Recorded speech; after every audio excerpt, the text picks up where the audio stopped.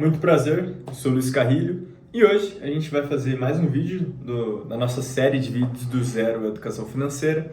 E no vídeo de hoje a gente vai falar sobre algumas crenças limitantes que a gente tem sobre o dinheiro. Eu particularmente já tive, um período da minha vida que eu tive uma ou outra dessas crenças e eu queria saber um pouco de você. Depois de ver esse vídeo, escreve seu comentário, você já teve alguma crença limitante que eu citei aqui? Então vamos lá, Por que a gente tem algumas crenças limitantes históricas sobre o dinheiro, até mesmo culturais, no decorrer dos anos? Então, inicialmente, a gente tem que devedores são mais numerosos do que credores. O que isso quer dizer, Aqui eu botei um exemplo do seu Barriga com o seu Madruga, e é aquilo, O seu Madruga, ele nunca conseguia pagar o aluguel corretamente, enquanto o seu Barriga era o chato da história e simplesmente sempre cobrava esse aluguel dele, Se a gente olha esse próximo slide, a gente tem um dado na inadimplência do Brasil. O que é inadimplência? Vamos supor que você pegou dinheiro emprestado comigo e passou um mês, você não me paga ele de volta. Você está inadimplente, você tem uma dívida que você não conseguiu pagar comigo. E no Brasil, cerca de 70 milhões dos brasileiros são inadimplentes.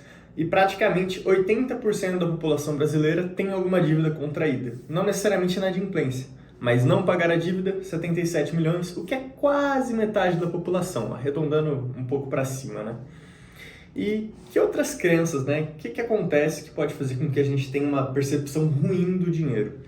Uma delas, e é uma que eu tive quando eu era menor, que crises e escândalos financeiros fazem parecer que o dinheiro é a causa da pobreza ou que o dinheiro gera problema. Afinal, a gente já teve Petrolão e já teve diversos outros escândalos que envolviam dinheiro, até às vezes na sua própria família.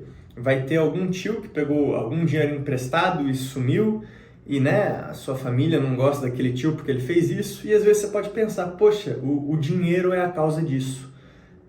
Então, é uma das crenças, afinal não é verdade. O dinheiro não gera corrupção.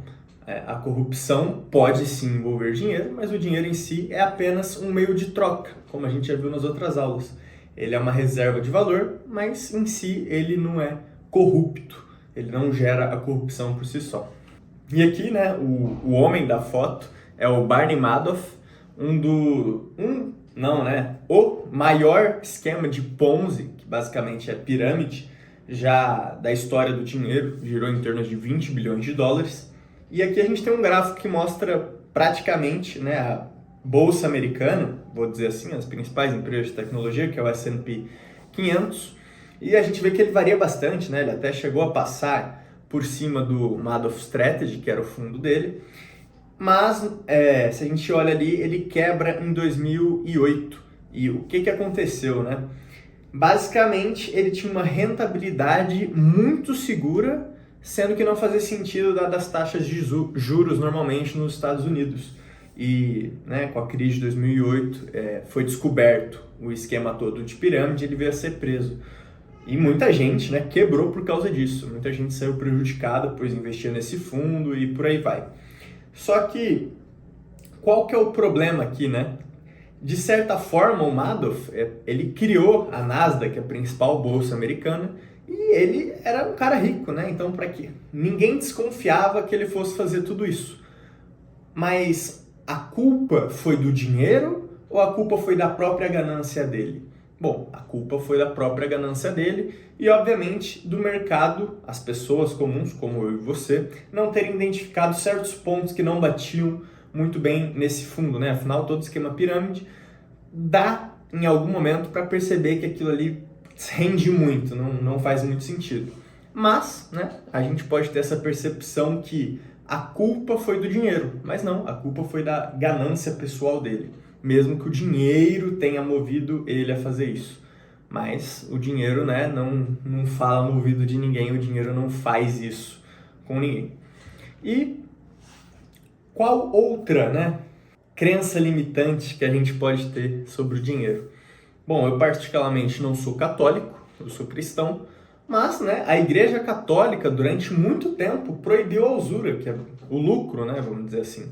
E tinha a crença de que o lucro era pecado. E para quem não sabe, o que é usura? Usura é cobrar juros sobre o dinheiro. Então, seria, por exemplo, o seu amigo hoje te pede R$ 10 emprestados e aí você fala, beleza, pode pegar, no próximo mês você me paga 11. Isso era considerado pecado pela Igreja Católica. Além disso, né, aqui no Brasil a gente também teve uma evangelização muito forte franciscana, né? E eles eram, de certa forma, mais extremistas ainda do que a Igreja Católica. Afinal, eles prezavam que você só vivia com o mínimo, né? Você não podia ter luxos, vamos dizer assim. E é meio que intrínseco na nossa cultura. Afinal, a gente teve uma evangelização católica e, né, franciscana muito forte aqui no Brasil. Outra coisa, né, que a gente pode ter de ruim com o dinheiro é, por exemplo, com os bancos. Eu não vou dizer só bancos, né, mas serviços financeiros dominados por uma minoria étnica e religiosa durante séculos. O que é isso? Geralmente, quando a gente fala de judeu, pelo menos para mim, né, me vem alguém rico, alguém bem de vida. E por que isso? Como eu já falei, né, anteriormente, antigamente, a maioria da Europa era cristã e a usura era pecado. Mas na religião dos judeus, o que acontecia? Eles não podem emprestar dinheiro um para os outros, né, com juros, que seria a usura, né? Também era pecado na religião deles. Mas para pessoas que não são judeus, eles podem. Então, os judeus tendiam a emprestar o dinheiro para os católicos com juros, fazendo com que, com o tempo, os judeus emprestando dinheiro e recebendo dinheiro, né, com juros dessas pessoas, eles ficassem cada vez mais ricos, enquanto os cristãos normalmente não faziam isso, afinal era pecado. O que fez com que os judeus em si, eles fossem muito mal vistos pela sociedade. Afinal, eles faziam essa prática, né, de emprestar dinheiro com juros. Afinal, se eu quero um celular, óbvio, na época não era essa preocupação, mas eu vou trazer para os dias mais atuais, eu provavelmente não vou querer esperar um ano para comprar um celular. Eu vou pegar um empréstimo, eu vou comprar no crédito ou vou pegar dinheiro emprestado com algum familiar meu para comprar logo esse celular. As pessoas tendem a ser imediatistas, não gostam de esperar, né, 1, 2, 3 anos para atingir algum objetivo financeiro por conta própria. Pegar dinheiro emprestado era mais fácil e quem emprestava dinheiro normalmente eram os judeus, o que fez com que muita gente tivesse essa má percepção deles. Afinal, eles emprestavam dinheiro com juros para outras religiões. Outra percepção que a gente pode ter ruim sobre o dinheiro é principalmente aqui sobre o Brasil, né? Eu vou trazer agora um escândalo de corrupção mais recente que a gente tem, que é o do próprio INSS, e envolve muito dinheiro, né? Envolve aposentadoria de idosos que, de certa forma, não tem nenhuma culpa. Trabalharam a vida toda e agora vão receber menos por causa da ganância dos outros. Só que o problema não é o dinheiro aqui. Como eu já disse antes, o dinheiro é um meio de troca, uma unidade de conta e uma reserva de valor. O dinheiro em si não rouba, né? Quem roubou foram pessoas, foram organizações, não foi a culpa do dinheiro. E outra crença que a gente pode ter ruim por causa do dinheiro é por condicionamento. O que seria, né, o condicionamento? Vamos imaginar cachorros. Aqui eu coloquei um Doberman e um Golden Retriever. Geralmente, quando a gente olha para a raça da esquerda, né, o Doberman, a gente pensa um cão de guarda, né, um cão mais protetor. Já o Golden Retriever é um cão mais dócil. E por que disso, né? Geralmente, essas raças de cães são condicionadas para isso, né? Elas são geneticamente voltadas para essas funções e também eu posso adestrar um cachorro para realizar essas funções. Então, o Doberman é um bom cão de guarda e o Golden Retriever é um cão legal para ter na família, né? Um cachorro mais brincalhão e mais suave. Só que como a gente consegue levar o condicionamento para a gente ter uma crença ruim para o dinheiro? Bom, foi realizado um experimento, né, antigamente. Vamos imaginar assim, igual essa imagem. A gente tem 5 macacos, uma escada e no topo dessa escada um cacho de banana. Só que a gente tem várias mangueiras de água em volta do lugar. E 5 macacos são colocados nessa sala aleatoriamente. Um dos macacos olha a banana e fala, vou querer. sobe na escada e pega o cacho de banana. Então, soltam jatos de água nos outros 4 macacos. E isso vai acontecendo repetidamente, até que pegar o casco de banana significa os outros 4 vão tomar jato de água, né? E obviamente água gelada. Eu particularmente não gosto de tomar um jato de água gelada, os macacos também não. E então os macacos começaram a agredir quem tentasse subir a escada para pegar um cacho de banana.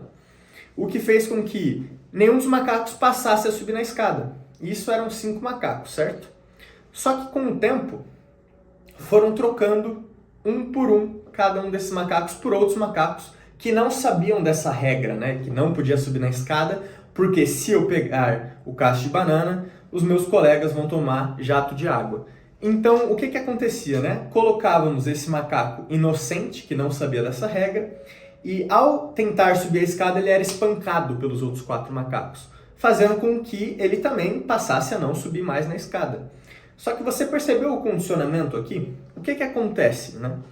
Esse macaco que foi colocado agora, ele não sabe o porquê de não poder pegar o casco de banana, o cacho de banana. Ele apenas apanhou, né? Não pode pegar o cacho de banana, senão eu apanho. Então, a minha vida vale mais do que o cacho de banana.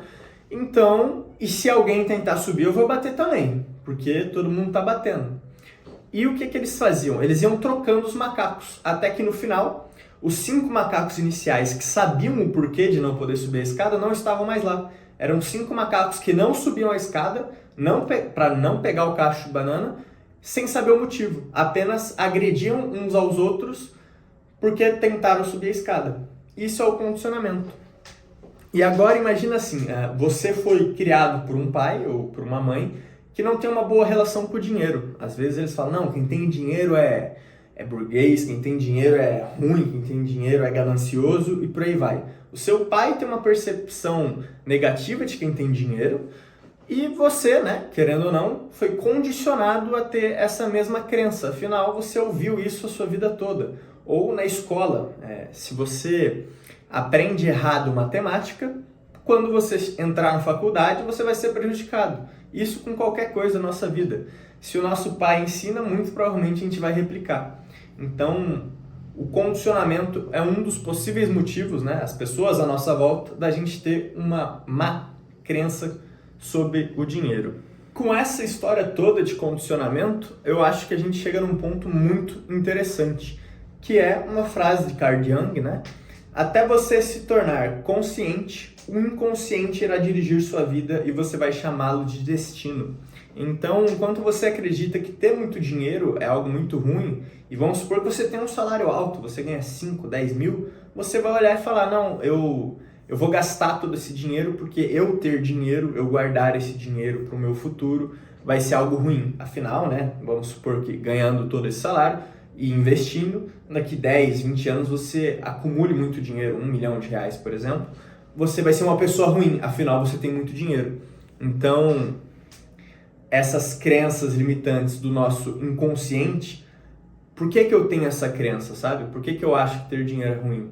E não ser muito justificado isso, e as justificativas serem mais emocionais, vamos falar assim, porque toda pessoa que eu conheci que tem dinheiro é uma pessoa chata. Ok, mas a culpa não é do dinheiro, a pessoa que é chata. Então, até você se tornar consciente, o inconsciente irá dirigir sua vida e você vai chamá-lo de destino. E isso eu diria até mesmo para, não somente no dinheiro, né? Tenta levar essa frase para sua vida. Muitas das vezes a gente tem ideias equivocadas, ou, eu fui mal na prova porque o professor explica mal. Não, o professor pode explicar mal. Eu não entendi o conteúdo, eu vou dar um jeito de entender aquele conteúdo estudando por fora. Ou outras coisas, né? Eu tenho que ser consciente das minhas ações, senão o acaso vai ditar a minha vida. E aqui eu trouxe 5 frases, né, que a gente comumente vê na internet, que são crenças limitantes sobre o dinheiro, ao menos na minha opinião, principalmente quando a gente olha com detalhes cada uma dessas frases. Então, quais são elas, né? Primeira, o dinheiro é a origem de todo mal. A segunda, a propriedade privada é a causa de conflitos. Terceiro, o dinheiro muda as pessoas. Essa é bem popular, eu diria. Quarto, capitalismo é um sistema de exploração. E quinto, capitalismo é um sistema egoísta. Então, vamos falar um pouco sobre cada uma dessas frases, começando pela primeira. Então, a primeira frase, o dinheiro é a origem de todo mal. Se a gente parar para olhar, o que é o dinheiro? O dinheiro é um meio de troca. Eu te entrego dinheiro para comprar arroz, eu te entrego dinheiro para comprar um carro e por aí vai. E o que o dinheiro proporcionou para a humanidade? Favoreceu a criação do comércio e a evolução da sociedade, porque vamos supor que o dinheiro não tivesse sido criado. Basicamente, a gente voltaria para aquele tempo onde era o problema da coincidência dos desejos. Eu te daria uma casa se você me desse algo de mesmo valor em troca. Sei lá, 10 mil quilos de porco, vamos imaginar assim. Da mesma forma que acontece hoje. O dinheiro é apenas um meio de troca. Se eu pago 10 mil reais numa moto, e a moto não é o mal, Nossa, eu pagar dinheiro nisso. Não, eu acho que vale a pena comprar uma moto por esse valor, da mesma forma que o vendedor acha que vale a pena vender a moto por aquele valor. Ambos saem ganhando nessa troca. Ter um meio de troca em comum é muito positivo para a sociedade. E já, a segunda frase, a gente tem: a propriedade privada é a causa de conflitos. E a gente tem muitos filósofos, até mesmo de anos e anos atrás, que defendem essa ideia. Um deles é o próprio, o Jean-Jacques Rousseau. Acho que ele é muito estudado até no próprio ensino fundamental médio. Afinal, esse nome me foi bem familiar, pelo menos eu lembrava desse nome antes de estudar para fazer esse vídeo aqui para você. Mas o que ele dizia, O primeiro homem que inventou de cercar uma parcela de terra e dizer "isto é meu" foi o autêntico fundador da sociedade civil. De quantos crimes, guerras, assassinos e desgraças e horrores teria livrado a humanidade se aquele, arrancando as cercas, tivesse gritado "não, impostor"? E ele é um dos criadores daquela frase: o homem nasce puro, a sociedade o corrompe. Mas quem corrompe a sociedade, então, senão o próprio homem na sua natureza? E por que eu discordo muito dessa frase da propriedade privada ser algo ruim? Hoje em dia, qual a forma mais primitiva que a gente tem do ser humano? Eu diria que são as crianças, A criança tem o seu comportamento e ele é moldado pela sociedade onde mora, pelo pai que educa ela, pela mãe que educa ela, e por aí vai. E a gente vê, muito comumente, só 10 crianças para brincar num lugar com bola, etc. A gente vai ter uma criança mordendo a outra porque quer brincar com a bola, enquanto a outra bate na outra porque não quer que brinque com a bola dela, e por aí vai. E se a gente vê, isso é inato do ser humano, Uma criança, a bolinha é dele, ele não quer que ninguém pegue. E da mesma forma a gente vai lá e ensina. Não é assim, não é porque é seu que não pode ser dividido, e por aí vai. Então, uma sociedade com boas morais molda o homem selvagem, o homem mau, a ser melhor. E não o homem que corrompe essa sociedade. Afinal, a sociedade só existe por causa do homem. Então não faz sentido a sociedade corromper o homem. Apesar de que uma sociedade com más morais, com morais ruins, consegue sim corromper uma pessoa, como a gente já viu, por exemplo, no condicionamento. E por que a propriedade privada não é causa de conflitos? Vamos imaginar que você mora num condomínio e esse condomínio não tem nenhuma regra de todas as casas precisam ser brancas ou ter alguma cor ou um padrão específico, e você decide pintar a sua casa de roxo e a seu vizinho a casa de rosa. Óbvio, Os moradores do condomínio podem achar a sua casa horrível, mas a sua casa é sua, o gosto é seu, você deixa a casa da cor que você quiser. E tudo certo. Outros podem até achar ruim, mas não vão conseguir opinar e nem forçar a sua casa a ser de outra cor, Lembrando que você não tem essa regra no condomínio.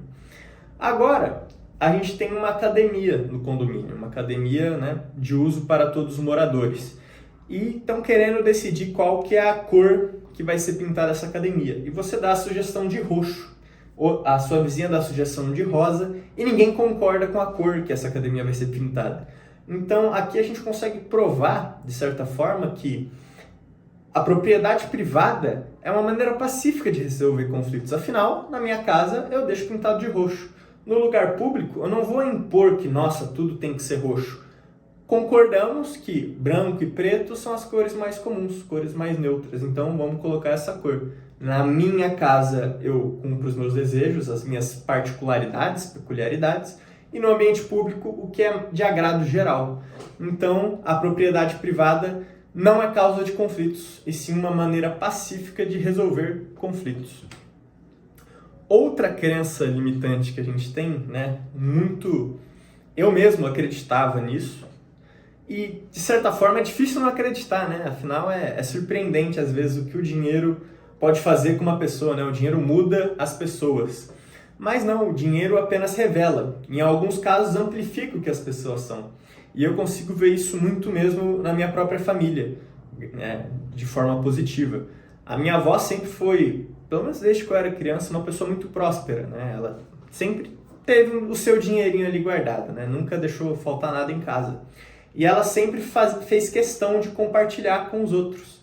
Ela sempre ajudou muito, ela sempre distribuiu comida, ia final de semana fazer sopa para morador de rua. Minha avó sempre foi um excelente exemplo de como o dinheiro tem uma boa causa para ser utilizado. Da mesma forma que eu já vi, né? A gente pode dar um exemplo de propriamente novelas que passam na TV, de onde alguém fica rico e não é mais educado que o garçom, vamos imaginar assim.